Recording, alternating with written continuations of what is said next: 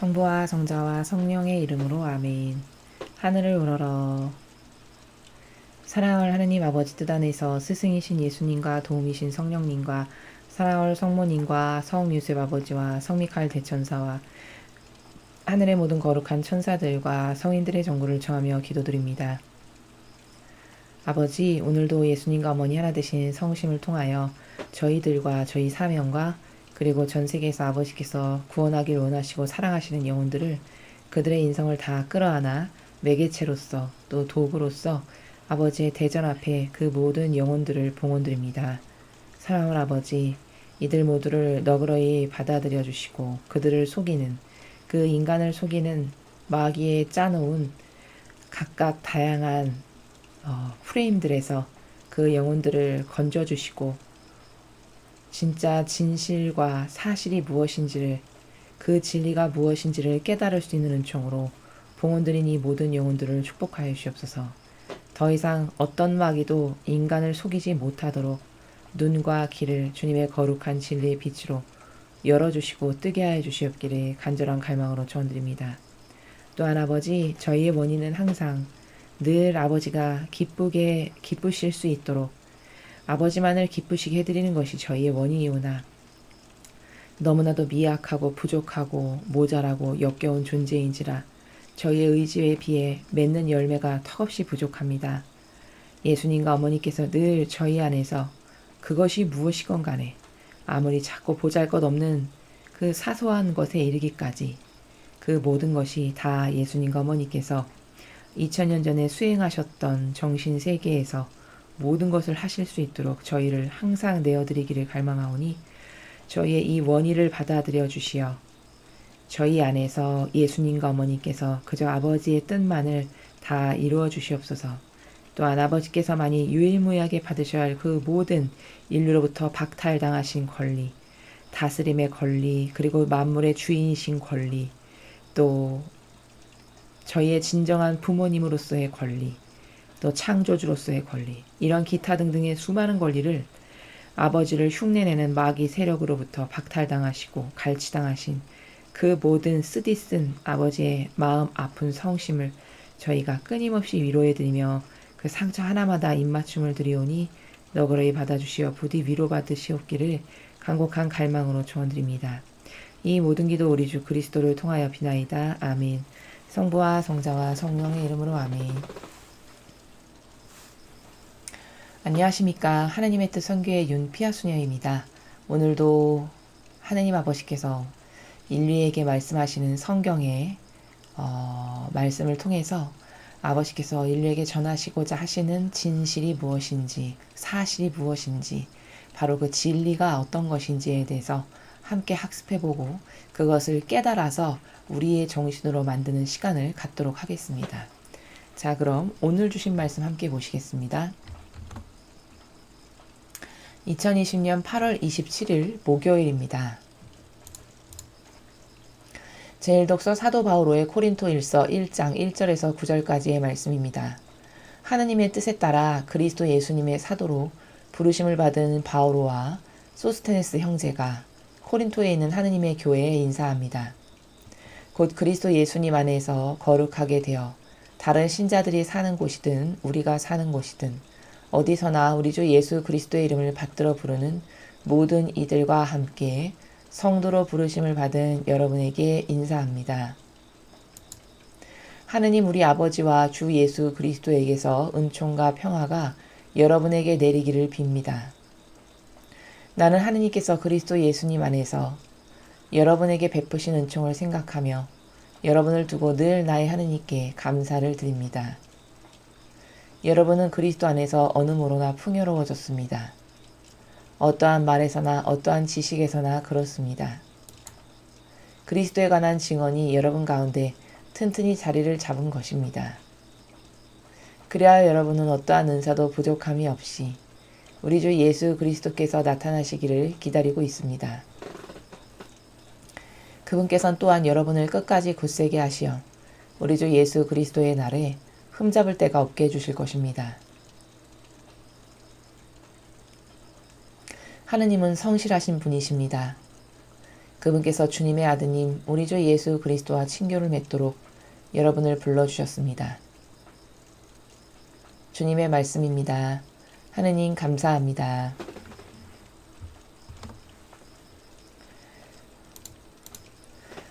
바오로 사도는 오늘 일독서를 통해서 고린토에 살아가는 신자들에게 이제 예수님을 알게 되었고 그분으로부터 은총을 받을 수 있는 그분의 구원의 은총이죠. 받을 수 있는 시대가 도래했으니 기뻐하십시오라고 전하고 있습니다. 그리고 바오로 사도는 그 모든 은총과 축복이 오로지 하느님께로부터 기인한다라는 사실을 끊임없이 강조하고 있습니다. 3절에 이렇게 이야기하고 있죠. 하느님 우리 아버지와 주 예수 그리스도에게서 은총과 평화가 여러분에게 내리길 빕니다. 바로 저 3절의 나라가 그 모든 우리가 받아 누릴 은총이 바로 하느님 아버지와 그 아버지의 뜻을 가장 완벽하게 수행하셨던 예수님을 통해서 우리는 아버지가 주시고자 하시는 축복을 받을 수 있는 것이다라고 하는 그 질서를 전하고 있는 것이죠. 그리고 이제 예수님께서 인류에 오시고 또 인류를 위해서 수많은 모욕과 치욕과 배은망덕과 그리고 배상과 보속을 철저히 하신 이후에 인류는 엄청난 은총과 축복과 풍요를 누리게 되었는데 5절에 보면 그 나라에 대해서 무엇이라 이야기하고 있냐면 어느무로나 풍요로워졌다라고 하죠. 어디 안에서요? 그리스도 안에서.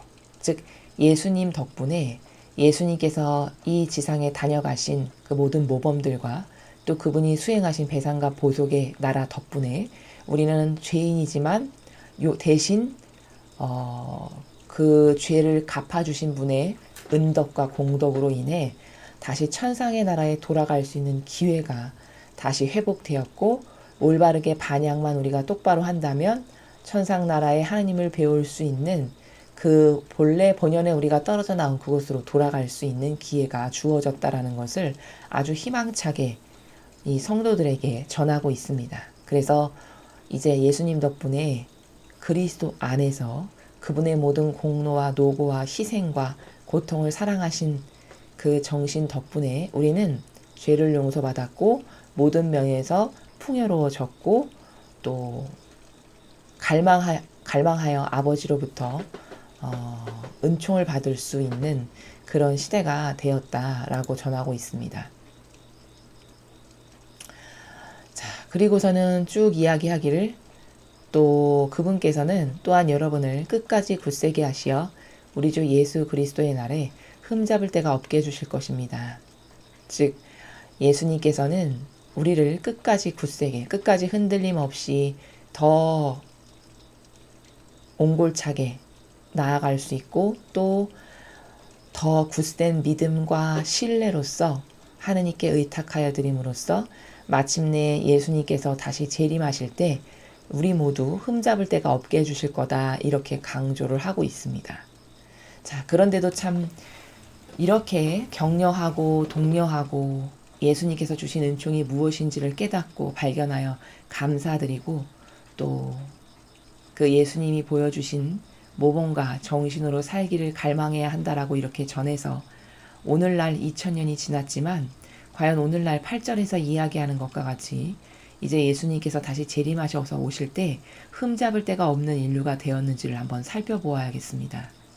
정말 인류는 예수님의 크나큰 희생에도 불구하고 많은 손실과 그리고 변질됨을 오늘날의 열매로서 맺고 있죠.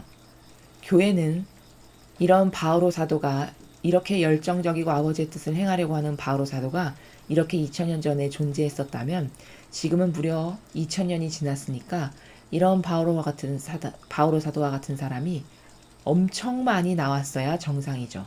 그래야 발전된 교회고 그래야 이렇게 흠잡을 데가 없게 해주실 거라고 말씀하신 것에 대한 확연한 입증과 증거가 되는 것이죠. 그러나 여러분 한번 잘 주변을 살펴보시고 객관화를 시켜보십시오. 이 교회에 우리 주변에 이렇게 바오로 사도와 같이 뜨거운 열정과 갈망으로 오로지 아버지 뜻을 이루기만을 갈망하는 그런 교회의 리더와 지도자들이 있습니까? 아니면 오히려 바리사야 율법 학자보다도 더 악독하고 사악해져서 그들도 위선자라고 예수님께서 끊임없이 질책하시고 나무라시고 그 아버지의 뜻을 행하도록 불림받은 그 직분과 사명을 똑바로 수행하지 않는 그들의 모든 사역과 욕망만을 챙기고자 하는 그것을 나무라고 꾸짖으셨는데, 과연 그럼 지금은 그런 사람들이 없고 더 완벽해지고 더 정화되고 더 발전된 교회가 돼서 이렇게 바오로 사도가 8절과 9절에서 이야기하는 것과 같이 우리 흠잡을 데가 없는 영혼들로 가득 넘쳐나고 있는가라는 것을 봐야 하겠죠. 안타깝게도 우리는 객관성을 갖고 이 교회가 맺은 많은 열매들, 이 나라의 현실과 이 교회가 맺은 열매들을 바라보았을 때 이렇게 예수님께만 의탁하고 내어드리고 맡겨드리고 그리고 아버지의 뜻 진리가 어서 빨리 세상을 다스려 주십시오를 간구하는 일꾼을, 지도자를, 리더를 참으로 찾아보기가 어려운 시대가 되었습니다. 그것은 왜일까요? 그것은 바오로 사도와 같이 열정으로 전하는 사람이 더 이상 존재하지 않고 또 변질된 이 교회에 파고 들어간 악으로 인해서 모두를 소경과 귀머거리가 되게 하여서 예수님의 정신이나 모범이나 가르침만을 우리가 전해야 된다라고 하는 이런 올바른 정신이 다 사라져버리고 그들의 마음과 정신을 악이 차지해서 어떻게 변질되었냐면, 그것이 무엇이건 사욕과 욕망을 채우기를 더 원하고, 그리고 인간의 뜻이 신적 질서가 아닌 자신들의 이기심과 자애심과 그리고 자신들의 권위와 권한과 그 자리를 더 공고히 보존하고 견고히 하고 더 이익을 많이 얻기 위한 그런 사악한 누룩들이 교묘하게 끼어들어서 그것을 10개의 계명에 조금씩 변질시키다 보니 이제는 약 1700여 개가 넘는 교회의 조문으로서 변질된 것이죠. 그리고 신자들은 전하는 사람이 없다 보니 그 교회가 만들어 놓은 제도와 전통을 잘 따르면 그럼 하나님께 충직한 자녀들이고 하나님께서 마음에 들어 하시는 믿음이다라고 악이 짜놓은 프레임에 속아서 착각하는 가운데 종교 생활을 하고 계신 실정입니다. 우리는 이 현실을 많은 강의에서 여러분에게 말씀을 드렸습니다. 자, 끊임없이 반복적으로 여러분에게 말씀을 드리는 이유는 우리는 프레임에 한번 갇히게 되면 그 갇힌 프레임에서 뛰쳐나오기가 굉장히 어렵다는 것이 우리 인간의 한계적인 속성이고, 또 자신이 어떤 것을 믿기를 이것은 옳다라고 아주 공고히 확고히 믿는 신념이 강하면 강할수록 그것이 진실이 아님에도 불구하고 객관화시켜서 그 진실이 아닌 것을 인정하기가 매우 어려운 사고방식 안에 우리가 처해 있기 때문입니다. 그래서 매일같이 이런 객관화를 통해서 정말 성경에 나오는 예수님의 모범과 이 교회의 모범이 같은지 한번 살펴보십시오 라고 여러분에게 반복적으로 말씀드리고 권고해 드리는 것입니다. 여러분, 객관화라는 것은 어떤 현실, 어떤 실체를 나와 결부되지 않은 제3자의 입장에서 먼 곳에다 놓고 진실인가 거짓인가를 따져보고 살펴보는 일을 객관화라고 합니다. 그리고 그 객관화를 하려면 어떤 기준이 있어야 되겠죠. 내 정서와 내 기분과 내 기호에 의해서 그것을 객관화를 한다면 그것은 객관화라는 단어가 맞지 않는 것이고 쓸 수가 없는 것입니다. 객관화라는 것은 변치 않는 질서와 기준, 즉 진리인 참된 진실과 사실, 시공을 초월하고 유일무이한 절대값을 갖는 이 진실과 사실에 근거해서 과연 얼마나 다른가, 같은가, 얼마나 변질되었는가 라는 것을 따져봄으로써 변질되었다면 그 변질된 것을 과연 나는 믿고 따라야 하는가, 또 변질된 것은 무엇으로부터 기인하는가, 이런 것을 냉철히 하나하나 따져 물음으로써 악에게 더 이상 우리가 유린당하거나 속지 않기 위해서 이 객관화의 작업이 아주 필수적으로 필요한 것입니다. 저희 사명은 여러분에게 매일같이 강의를 하면서 한번 스스로 객관화를 해보라는 말씀을 드리는 것입니다.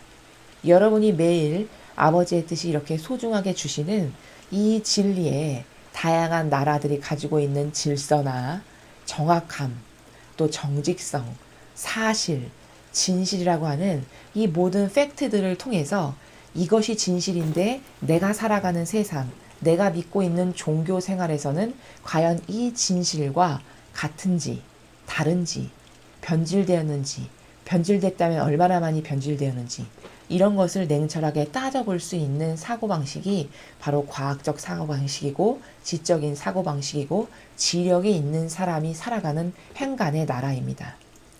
우리는 반드시 그 작업을 거쳐서 거짓에 더 이상 속아서는 안 될 것입니다.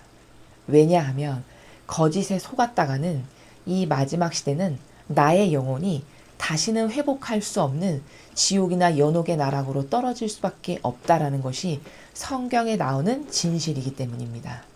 그리고 한번 패망한 그 영혼은 다시는 건져서 천상의 나라에 들여다 놓을 수 없는 결정이 되는 순간들이기 때문에 이 지상에서 내가 무엇에 근거하고 어떤 기준을 가지고 어떤 것이 옳고 그른지를 똑바로 분별해서 믿는 것은 굉장히 중요한 것이다.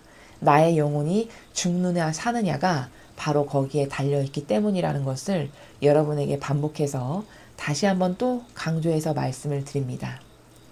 과거 하느님을 정말 사랑했고 아버지의 뜻을 전하라고 했던 주님의 일꾼들은 이런 정신세계가 있었습니다. 오늘 1독서에서 바로 사도가 우리에게 전해주고 있는 정신세계는 하느님 한 분밖에 없고 거기에만 유일무이한 희망이 있고 그분만이 우리에게 모든 것을 주실 수 있는 근원이고 원천이시다. 나라는 존재가 어떤 근원과 원천으로부터 파생되었는지를 깨닫는 것은 정말 중요한 것이죠. 나의 조상이 누구인지를 깨닫고 발견하는 것은 인간이 근원을 찾는데 그리고 시작점인 원리를 찾는 데 있어서 아주 중요한 것입니다. 그리고 그 근원과 원리를 찾았다면 이제 그 근원과 원리로 나의 영혼을 회귀시킬 줄 알아야 되겠죠. 떨어져 나왔던 그 세계로 그 풍요하고 축복과 번영과 온갖 아름다움으로 가득한 아버지께서 나를 살아가도록 창조하셨던 그 세계로 우리는 이제 다시 회귀되고 돌아가야 될 시대에 살아가고 있습니다. 그러기 위해서는 여러분께서 이 매일 배우시는 성경에 나오는 진실과 이 교회나 세상의 현실이 과연 얼마나 많이 달라졌는지 그리고 그렇게 달라지게 조종하는 세력은 누구이며 바로 그렇게 하느님의 뜻을 교묘하게 뒤집어서 사람을 속이고 신자들을 속임으로써 자신들만의 이분법 신분질서 안에서 다스리고자 하는 의지를 갖고 있는 악은 과연 어떤 세력인가를 반드시 명확하게 그리고 확실하게 구별하고 분별할 줄 알아야 한다라는 것입니다. 그리고 분별이 끝났다면 더 이상은 속지 않아야 되는 것이 이 마지막 시대를 살아가는 여러분 모두에게 그 무엇보다도 가장 중요한 사실이라는 것을 다시 한번 강조해서 여러분에게 말씀드립니다. 자, 다음으로 오늘 주신 복음 말씀 함께 보시겠습니다. 마태복음 24장 42절에서 51절까지의 말씀입니다. 주님 영광 받으소서. 그때 예수님께서 제자들에게 말씀하셨다. 깨어 있어라. 너희의 주인이 어느 날에 올지 너희가 모르기 때문이다. 이것을 명심하여라. 도둑이 밤 몇 시에 올지 집주인이 알면 깨어 있으면서 도둑이 자기 집을 뚫고 들어오도록 내버려 두지 않을 것이다. 그러니 너희도 준비하고 있어라. 너희가 생각하지도 않은 때에 사람의 아들이 올 것이기 때문이다. 주인이 종에게 자기 집안 식솔들을 맡겨 그들에게 제때 양식을 내주게 하였으면 어떻게 하는 종이 충실하고 슬기로운 종이겠느냐? 행복하여라. 주인이 돌아와서 볼 때 그렇게 일하고 있는 종. 내가 진실로 너희에게 말한다. 주인은 자기의 모든 재산을 그에게 맡길 것이다. 그러나 만일 그가 못된 종이어서 마음속으로 주의 늦어지는구나 하고 생각하며 동료들을 때리기 시작하고 또 술꾼들과 어울려 먹고 마시면 예상하지 못한 날, 짐작하지 못한 시간에 그 종의 주인이 와서 그를 처단하여 위선자들과 같은 운명을 겪게 할 것이다. 거기서 그는 울며 이를 갈 것이다. 주님의 말씀입니다. 그리스도님 찬미합니다. 자, 오늘 마테오복음을 통해서 예수님께서 제자들에게 전하시고자 하시는 관점은 바로 이겁니다. 직분에 충실한가예요. 제자라는 것은 여기 지금 제자들에게 말씀하셨는데 제자들에게 말씀하셨다라는 것은 이 말씀의 대상이 주님의 교회, 주님의 일꾼들에게 말씀하셨다라는 겁니다. 자, 그럼 주님의 교회, 즉 주님의 일꾼들은 어떤 직분을 수행하도록 불림받은 자들인가? 이것에 대해서 명확하게 인식을 하고 있고 평상시에도 자신에게 주어진 그 마땅한 책무와 의무를 하는 데 있어서 게을러서는 안 된다라는 것을 말씀하시는 것이죠. 그래서 그 직분이 해야 될 마땅한 일이 보니까 뭐냐면 제때 양식을 내주는 일이라는 거예요. 45절에 보니까. 주인이 먼 길을 떠나면서 그 종한테 자기 집안 식솔들을 다 맡기고 먼 길을 주인님이 떠나신 거죠. 그러면서 종에게는 무슨 일을 맡기고 가시는 거죠? 내 집안 식솔들에게 제때제때 양식을 똑바로 잘 내줘라. 이 직분을 맡기고 이 해야 할 일을 맡겨놓고 가셨다라는 거예요. 그럼 종이라는 직분은 즉 주님 교회의 이 사도들은 종이죠. 아버지의 뜻을 충직히 수행하는 종입니다. 그 종이라는 직분은 무엇을 행해야 되는 직분이냐? 제때 양식을 내줘야 되는 의무가 주어진 직분이라는 겁니다. 그럼 제때 양식을 내준다는 것은 뭘까? 매일 아버지가 주시는 이런 말씀, 이 말씀 안에 담겨있는 진리, 그 신적인 질서, 그리고 거룩한 사랑, 즉 하느님의 뜻이 무엇인지를 발견해서 깨달을 수 있도록 성도들에게 매일같이 전해야 하는 마땅한 의무와 직분이 주어진 것이죠. 이게 바로 제때 양식을 내주는 겁니다. 이렇게 주님의 말씀을 제때제때 전하고 또 그 예수님께서 아버지의 뜻을 이루시기 위해서 지상에 오셔서 하셨을 법한 그 모든 일들, 아버지의 뜻이 이루어지기를 갈망하는 기도라든가 아버지의 뜻이 이루어지기를 희망해서 늘 늦은 시간까지 기도하시면서 또 고통과 희생을 마다하시지 않으셨던 왜? 인류가 아버지께 매일 배은망덕과 모욕적인 죄를 짓잖아요. 그러니까 예수님은 아버지가 받으시는 그 인류의 죄로부터 당하시는 고통을 좀 덜어드리고 대신 자신이 그 고통을 지어받고 아버지께로는 그 고통이 가지 않게 해드리기 위해서 고통을 사랑하셨던 거고 배상과 보속을 늘 일상생활에서 열심히 하셨던 거죠. 그럼 이 종이라는 직분은 예수님께서 하셨던 그런 일들, 아버지를 대리해서 이 진리를 전하고 신적 질서를 깨닫게 하고 또 아버지께서 보내주시고 맡겨주신 양들이 깨닫지 못해서 매일 짓는 모든 죄를 내가 이 종의 직분에게 맡겨주신 그 의무를 충직하게 수행하고자 하는 마음과 정신에서 그들이 지은 죄를 제가 대신 배상과 보속합니다 라고 해서 고통과 희생을 사랑하는 일상생활에서의 겪는 많은 이런 고통들을 다 아버지께 이들이 지은 죄를 배상하고 보속하는 마음으로 응당받는 또 보속과 회개의 고행을 스스로 자처하고 자원해서 고행을 하는 고행 기도도 하고 또 뭐 고행으로서 아버지께 희생으로서 꺾어드릴 이런 것들을 봉헌드리는 이런 모든 것들이 다 종으로서 맡겨준 집안 식솔들을 잘 관리하고 그들에게 제때 양식을 내어준다라고 하는 나라가 바로 다 이런 나라들이라는 겁니다. 그럼 주님 교회에 살아가는 사람들은 즉 하느님의 일꾼이라고 자처하는 사람들에게는 이런 마땅한 책무와 직무가 주어진 것이죠. 그럼 오늘날의 교회는 제가 지금 말씀드린 마땅히 그 직분이면 이런 책임과 이런 의무를 다 해야 하는 이것을 행하고 있는가라는 것을 보아야 한다는 것입니다. 과연 행하고 있는지 여러분도 이제 관점과 원리가 생기셨기 때문에 주님의 교회에 그 일꾼이라고 자처하는 자들이 과연 그런 정신으로 양들을 돌보고 자기를 희생으로 내어주려는 적극적 의지가 있는가는 조금만 관점이 있으면, 조금만 보려는 의지가 있으면 다 보이는 것이죠. 만약에 그렇지 않다. 그렇다면 여기 지금 종이 자신의 직분을 망각하고 술이나 퍼먹고, 그쵸? 술꾼들과 어울려 먹고 마시고 주인의 재산을 마치 자기 것인 약 멋대로 다 쓰고, 그리고 옆에 있는 동료는 막 때리고, 자기 멋대로 살아가는 이 모습, 자기가 왕처럼 동료들을 때리고 술꾼과 어울려 먹고 마시는 것은 어떤 정신의 나라죠? 자기가 종이 아니라 왕이 된 순간이죠. 주인과 맘먹는 위치에서 먹고 마시고 놀고 자기 것처럼 향유하는 이런 나라가 49절에 보이죠. 바로 마찬가지로 주님 교회에서 왕처럼 군림하는 거죠. 자기가 분명히 종의 위치고 종의 직분으로 저는 봉사하겠습니다. 처음에 서원은 그렇게 했으나 악의 꼬임과 수많은 그 악이 교란을 시키고 사고방식과 마음 안에 이상한 자아를 계속 충동지식해서 그걸 따르게 하면 어떻게 변질되죠? 자기가 주인인 것으로 착각하게 되죠. 그리고서는 49절과 같은 행간의 나라를 살아가기 시작합니다.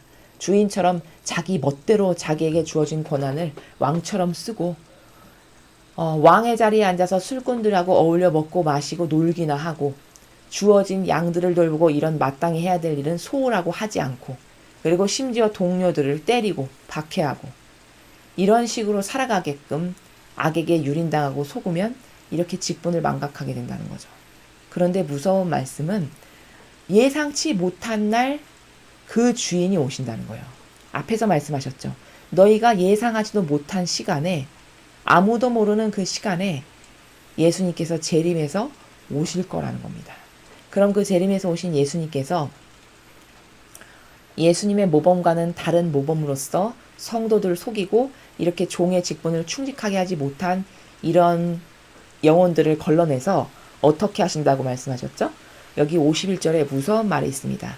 그를 처단하여 종의 신분을 망각해서 주인처럼 행세하고 마음껏 먹고 마시고 쓰고 이렇게 했던, 주인의 자리에 앉아서 떵떵거리며 놀았던 그를 처단해서 위선자들과 같은 운명을 겪게 할 것이래요. 여기 위선자가 누구를 뜻하는 겁니까, 여러분? 이 구약시대에, 이 신약시대에 위선자들은 바리새인이나 율법학자들을 지칭하시는 것이죠. 즉 바리새인이나 율법학자들이 겪었던 운명, 그들이 패망했죠. 그들이 패망한 것과 같은 똑같은 운명을 겪게 하실 거예요. 거기서 그는 울며 이를 갈게 될 것이다. 거기서, 즉 연옥 혹은 지옥에서 이를 바득바득 갈면서 울게 될 것이다 라는 것이거든요. 왜 그럴까요? 억울하다 이거죠. 내가 왜 이런 처분을 받아야 되고 내가 왜 이런 지옥에 와야 되지? 아직도 깨닫지 못한. 이렇게 바리새인 율법학자와 같은 위선자들과 같은 운명을 겪게 할 것이다 라고 선언하신 51절의 내용은 바로 어떤 시대를 두고 하시는 말씀이냐? 바로 지금의 시대를 동시에 두고 하시는 말씀입니다. 지금의 시대에 살아가는 교회의 수많은 일꾼들이 이렇게 여기 등장하는 종처럼 자기 위치가 어디고 자기 직분이 뭐고 하느님께서 자기에게 어떤 역할을 맡기셨는지를 완전히 망각하고 이제 주인으로 살고 왕처럼 떵떵거리면서 이분법 신분질서하에서 나는 다스리는 자, 너희 모두는 내 밑에서 내 말에 충직하게 복종하고 따르는 자, 이런 정신세계로 살다가 어느 날 갑자기 아무도 모르는 그 시간과 때에 예수님께서 재림하셔서 오셨을 때 그의 그런 하느님을 능가하는, 즉 신의 자리에 꿰차고 앉아서 아버지의 모든 권한을 도둑질한 그런 처신의 나라에서 행한 것을 다 바라보시면 그를 연옥과 지옥불로 집어 던지실 텐데, 즉 그게 바로 위선자들과 같은 운명을 겪게 할 것이다가 바리새인과 율법학자와 똑같은 운명을 겪게 할 거다. 너를 처단해서. 그럼 너는 지옥에 떨어질 거고 잘 가야 연옥. 거의가 다 지옥에 갈 수밖에 없죠. 왜? 아버지 뜻을 가로막는 일을 했으니까요. 그렇게 지옥불에 떨어져서 너는 울며 이를 박박 갈 것이지만 그때 가서야 늦었고 아무 소용이 없다라는 말씀을 51절에 하시는 겁니다. 과연 51절에 오늘 말씀을 듣고 이게 지금의 변질된 로마 가톨릭의 교회를 말하는 것이구나 라고 올바르게 인식하실 수 있는 분들이 몇 명이나 되실지 모르겠습니다.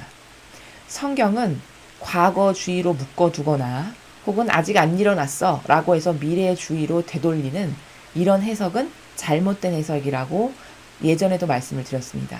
성경에 나오는 이 모든 원리와 관점들은 복수적이고 다중적이라는 겁니다. 어떤 한 시대에 국한돼서 그때 지나갔으면 이제 끝, 더 이상은 없는 그것이 아니라 이것은 본질과 원리를 가르치시는 나라이기 때문에 여러분 본질과 원리라는 것은 그 특징과 속성상 똑같은 시대적 환경과 똑같은 조건이 주어지면 그 원리는 뿌리는 같다라는 것이잖아요. 본질과 원리라는 단어가 갖고 있는 나라 자체가 마찬가지라는 거죠.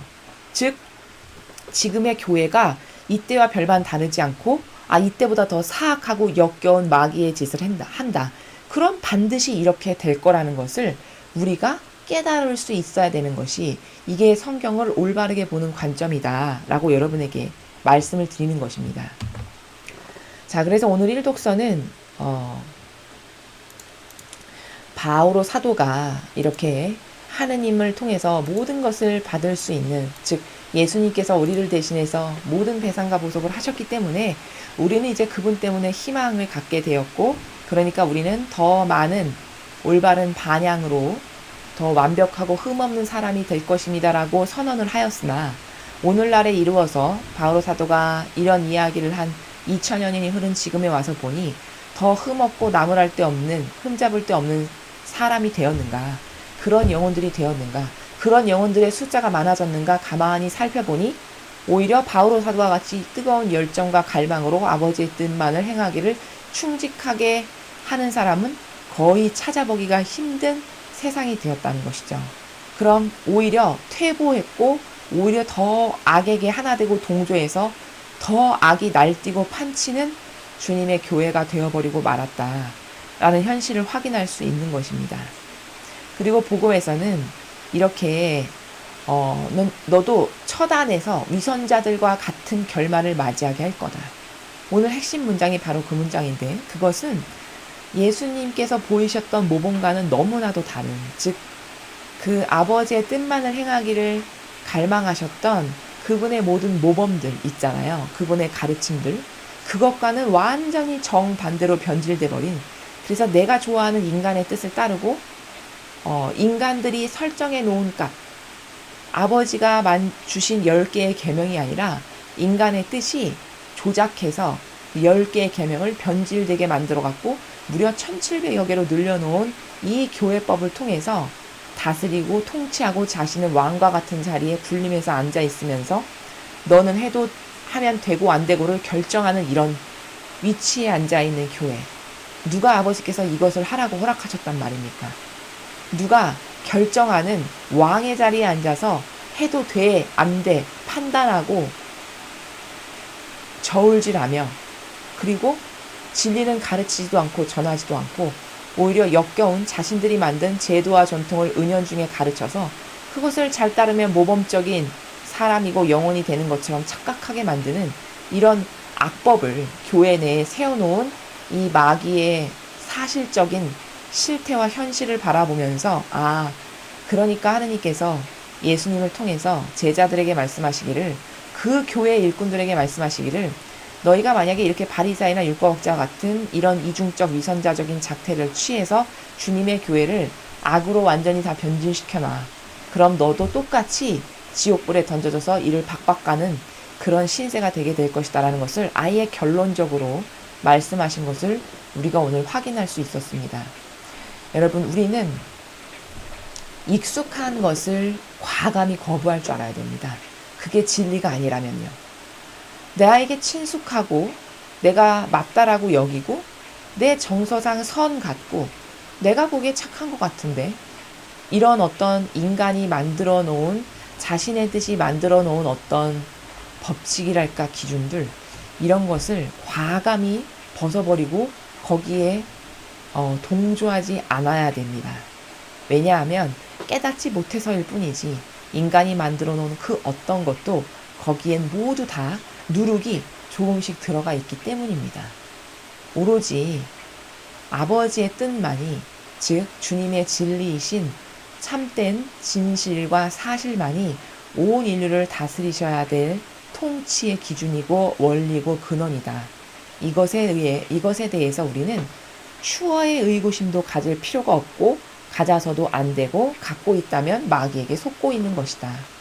그리고 그런 아버지의 뜻이 다스리시는 시대가 어서 빨리 도래하기를 우리 모두 온 마음과 힘을 다해서, 혼신의 힘을 다해서 그 완벽하신 아버지의 뜻이 이제 수천 년 동안 감히 인간이 왕의 자리에 깨차고 앉아서, 즉 하느님의 자리에 깨차고 앉아서 전체주의와 이분법 신분질서로 인류를 다스리도록 야욕을 품었던 수천 년간의 이 마귀의 작태를 이제는 과감히 벗어던지고 뿌리치고 거부하여 아버지 뜻이 어서 빨리 인류를 다스려 주시옵기를 끝없는 갈망으로 기도해야 하겠습니다.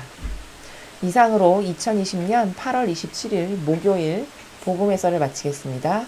감사합니다.